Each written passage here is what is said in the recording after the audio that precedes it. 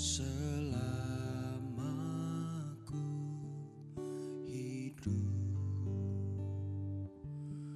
ya Allahku,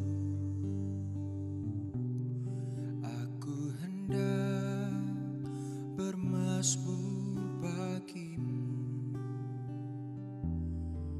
selagi ku ada.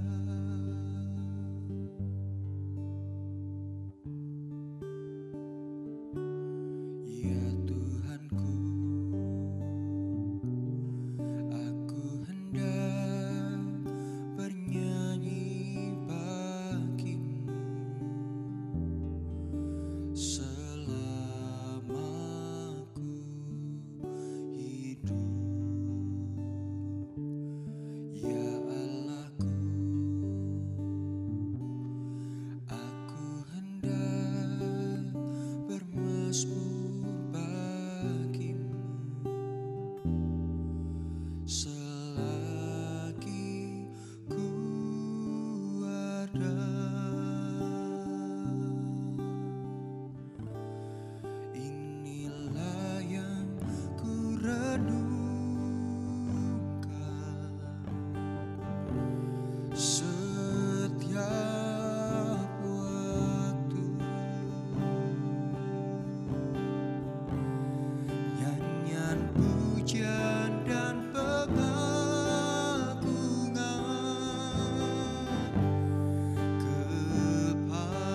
kepadamu. Biarlah manis kau dengar, Tuhan, manis kau dengar,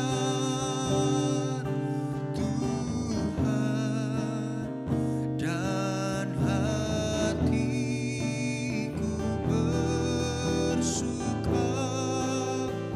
karenamu.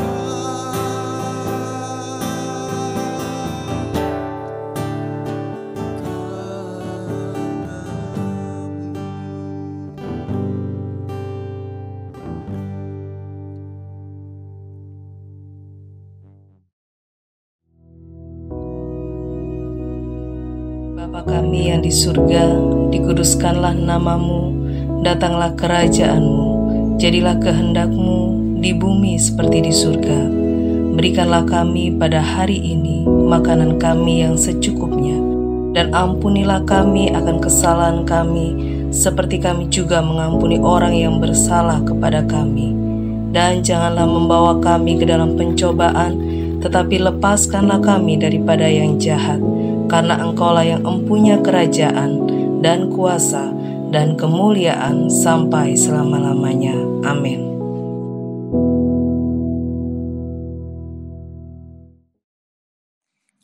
Haleluya, puji nama Tuhan, saudara sekalian. Mari pagi hari ini kita akan melihat bersama-sama dari 2 Raja-Raja pasal yang kedua.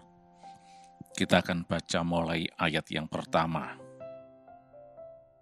Dan di sini kita akan melihat kisah bagaimana divine destiny. Tuhan sudah mempunyai suatu rancangan atau destiny. Dan kali ini kita lihat divine destiny dalam kehidupan si Elia. Dan bagaimana bisa fulfilling divine destiny ini. Ya. Dalam ayat 1 dikatakan, menjelang saatnya Tuhan hendak menaikkan Elia ke surga dalam angin badai, Elia dan Elisa sedang berjalan dari Gilgal. Dan berkatalah Elia kepada Elisa, baiklah tinggal di sini sebab Tuhan menyuruh aku ke Bethel. Tetapi Elisa menjawab, demi Tuhan yang hidup dan demi hidupmu sendiri, sesungguhnya aku tidak akan meninggalkan engkau. Lalu pergilah mereka ke Bethel. Pada waktu itu keluarlah rombongan nabi yang ada di Bethel, mendapatkan Elisa lalu berkata kepada mereka, katanya, sudahkah engkau tahu bahwa pada hari ini Tuhanmu akan diambil daripadamu oleh Tuhan, terangkat ke surga? Jawabnya, aku juga tahu, diamlah. Berkatalah Elia kepadanya, hai Elisa, baiklah tinggal di sini sebab Tuhan menyuruh aku ke Yerikho. Tetapi jawabnya, demi Tuhan yang hidup dan demi hidupmu sendiri, sesungguhnya aku tidak akan meninggalkan engkau. Lalu sampailah mereka di Yerikho. Pada waktu itu mendekatlah rombongan nabi yang ada di Yerikho kepada Elisa, serta berkata kepadanya, sudahkah engkau tahu bahwa pada hari ini Tuhanmu akan diambil daripadamu oleh Tuhan terangkat ke surga? Jawabnya, aku juga tahu, diamlah. Berkatalah Elia kepadanya, baiklah tinggal di sini, sebab Tuhan menyuruh aku ke sungai Yordan. Jawabnya, demi Tuhan yang hidup dan demi hidupmu sendiri, sesungguhnya aku tidak akan meninggalkan engkau. Lalu berjalanlah keduanya. Kita lompat ayat 8. Lalu Elia mengambil jubahnya dan dikulungnya, dipukulkannya ke atas air itu, maka terbagilah air itu ke sebelah sini dan ke sebelah sana, sehingga menyeberanglah keduanya dengan berjalan di tanah yang kering. Dan sesudah mereka sampai di seberang, berkatalah Elia kepada Elisa, mintalah apa yang hendak ku lakukan kepadamu, sebelum aku terangkat daripadamu. Jawab Elisa, biarlah kiranya aku mendapat 2 bagian dari rohmu. Berkatalah Elia, yang kau minta itu adalah sukar, tapi jika engkau dapat melihat aku terangkat daripadamu, akan terjadilah kepadamu seperti yang demikian. Dan jika tidak akan terjadi. Sedang mereka berjalan terus sambil berkata-kata, tiba-tiba datanglah kereta berapi dengan kuda berapi memisahkan keduanya. Lalu naiklah Elia ke surga dalam angin badai. Ketika Elisa melihat itu, maka berteriaklah ia, Bapakku, Bapakku, kereta Israel dan orang-orang yang berkuda. Kemudian tidak dilihatnya lagi, lalu direnggutkannya pakaiannya dan dikoyakkannya di 2 koyakan. Sesudah itu dipungutnya jubah Elia yang telah terjatuh, lalu ia berjalan hendak pulang dan berdiri di tepi sungai Yordan. Ia mengambil jubah Elia yang telah terjatuh itu, dipukulkannya ke atas air itu sambil berseru, "Di manakah Tuhan Allah Elia?" Ia memukul air itu lalu terbagi ke sebelah sini dan ke sebelah sana. Maka menyeberanglah Elisa. Ketika rombongan nabi yang dari Yerikho itu melihat dia dari jauh, mereka berkata, "Roh Elia telah hinggap pada Elisa." Mereka datang menemui dia, lalu sujudlah mereka kepadanya sampai ke tanah. Nah, sampai di sini pembacaan kita, ya. Nah, saudara sekalian, kita lihat di sini bagaimana Tuhan itu mempunyai suatu destiny, khususnya dalam kehidupan Nabi Elia. Elia dipakai Tuhan dalam pelayanannya sebagai nabi di kerajaan Israel Utara. Nah, destiny dalam kehidupan Elia ini merupakan suatu ketetapan atau rancangan Allah yang harus digenapi dalam kehidupannya.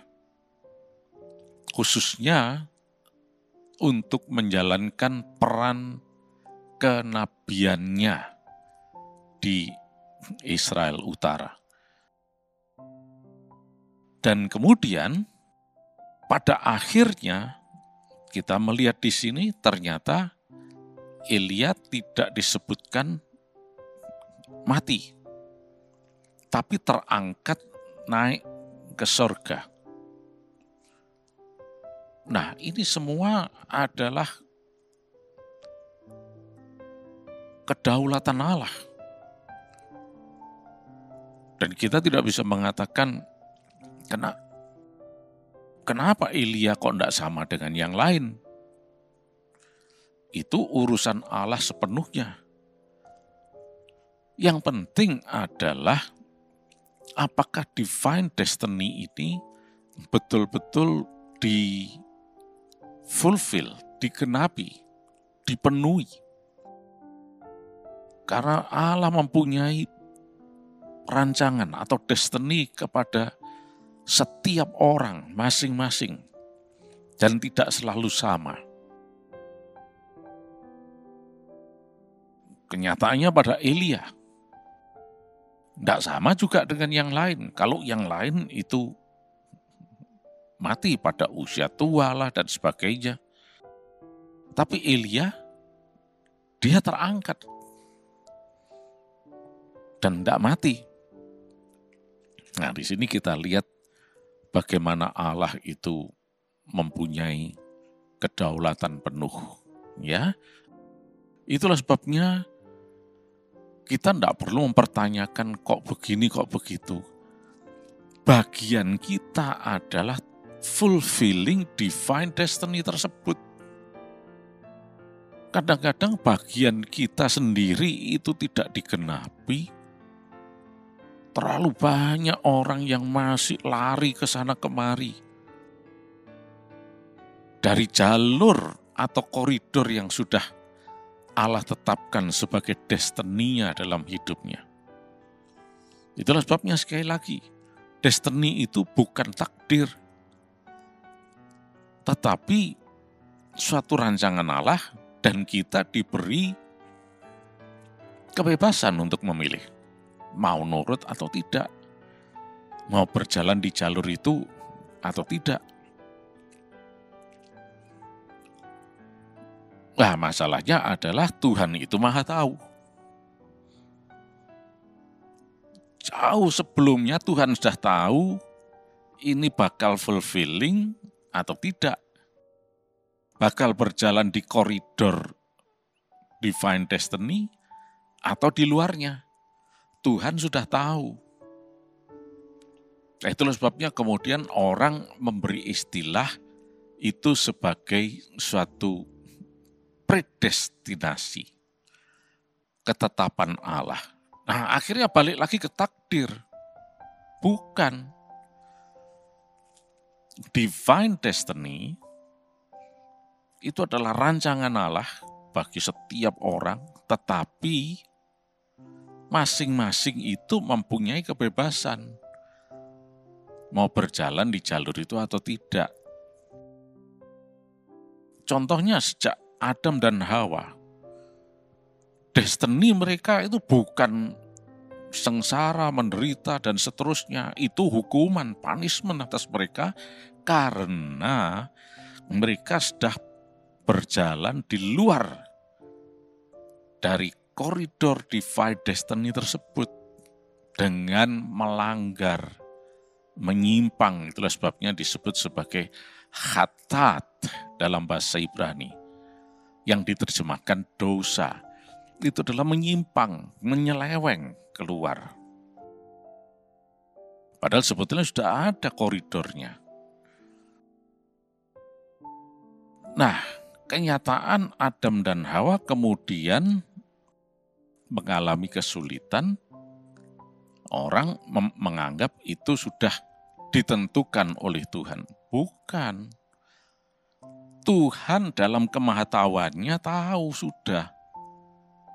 Ya, seperti kalau kita baca kisah ini, seolah-olah kita ini seperti maha tahu. Tadi ada beberapa dalam ayat 3 misalnya, ada rombongan nabi yang di Betel menceritakan, apakah engkau tahu bahwa ada hari ini Tuanmu, Nabi Elia, akan terangkat ke sorga. Elisa jawab, aku sudah tahu.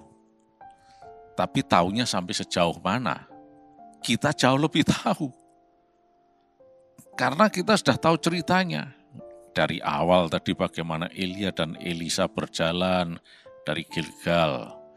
Terus kemudian sampailah di Betel, kemudian maju lagi sampai ke Yeriko, ya. Mereka yang di situ kan pada waktu itu tidak tahu, karena tidak maha tahu. Nah, kita yang sudah tahu ceritanya, kita tahu bahwa Elia bakal begini, Elisa bakal begini, sudah tahu. Begitu juga dengan Tuhan, dia Allah yang maha tahu. Dan dia yang memberikan rencana, destiny itu. Tapi masalahnya adalah manusia diberi kebebasan untuk memilih mau di jalur itu atau tidak. Itulah sebabnya pagi hari ini belajar dari Elia ini yang fulfilling divine destiny. Ya mari kita tetap berjalan di jalur atau koridor yang Tuhan mau itu. Supaya kita bisa fulfilling divine destiny itu. Ya. Itu terserah kita. Mungkin sudah bertanya, andai kata pada waktu itu, kan dikatakan ya antara lain ya, dalam ayat 4, Elia bilang kepada Elisa, aku akan ke Yeriko, Tuhan suruh ke Yeriko. Udah kamu enggak usah ikut, kamu di sini aja. Tapi Elisa mengatakan, enggak, aku akan ikut ke Yeriko. Ya. Andai kata Elisa mengatakan, ya sudah, silahkan Bapak Elia ke Yeriko, saya di sini aja. Bisa, tapi tidak mungkin. Loh, kenapa kok tidak mungkin? Katanya bebas memilih. Karena sudah tahu ceritanya bahwa Elia memilih untuk tetap ikut. Nah ini loh yang disebut kemahatauan Allah itu. Jadi Allah tahu sampai detailnya semuanya. menyimpang atau tidaknya Allah sudah tahu. Jadi seolah-olah karena Allah sudah tahu, maka Allah yang sudah menetapkan membuat takdir seperti itu. Bukan. Atas kematahuan Allah, Allah tahu ini bakal menyimpang atau tidak. Lah bagaimana dengan kita sekarang? Hari ini, saat ini, kita tidak tahu. Makanya selalu minta pimpinan Roh Kudus yang Maha Tahu. Supaya jangan kita memilih hal yang menyimpang. Sehingga kita tetap bisa fulfilling divine destiny. Nah, akhirnya Elia dan Elisa ini sampai pada klimaksnya, yaitu ketika Elia terangkat naik ke surga. Tapi sebelum itu ada mukjizat lagi terjadi, yaitu sungai Yordan yang dibelah, ya, sehingga mereka bisa menyeberangi dan berjalan di tempat yang kering. Ini pun juga Tuhan sudah tahu apa yang akan terjadi, karena Dia Maha Tahu apa yang dilakukan Elia dan seterusnya. Dan kemudian tibalah saatnya Elia terangkat naik ke surga, ya. Nah, Elisa diberi kesempatan minta sebelum aku meninggalkan kamu. Elisa minta 2 bagian dari urapannya, rohnya. Dan Elia katakan, wah ini enggak gampang, ya. Tapi kalau kamu bisa melihat aku terangkat, maka akan terjadi seperti itu, ya. Dan betul, memang ternyata Elia ketika terangkat naik ke surga, Elisa bisa melihat bagaimana ada kereta kuda yang berapi menjemput Elia terangkat naik. Jadi Elia tidak mati dalam hal ini, ya. Dan Elisa berseru di dalam ayat yang ke-12 itu, Bapakku, Bapakku, kereta Israel dan orang-orangnya yang berkuda. Maka terangkatlah Elia naik ke surga. Ya. Nah, jadi saudara sekalian, dari sini kita melihat apa dan bagaimana mengenai divine destiny itu. Tuhan mempunyai destiny kepada setiap orang dan tidak selalu sama. Elia berbeda rancangannya atau destiny-nya. Dia tidak mati tapi terangkat naik. Elisa tidak demikian. Walaupun Elisa dapat 2 bagian dari rohnya. Ya, jadi ini bukan masalah sebetulnya. Yang jadi masalah adalah mari kita minta pimpinan Roh Kudus untuk menuntun kita supaya selalu berjalan di jalur divine destiny ini. Karena Yesus itu Maha Tahu, minta pimpinan Dia supaya kita bisa fulfilling divine destiny. Seperti Elia dan nanti juga Elisa selalu berjalan menurut pimpinan Tuhan, ya. Bukan dengan kemauan sendiri.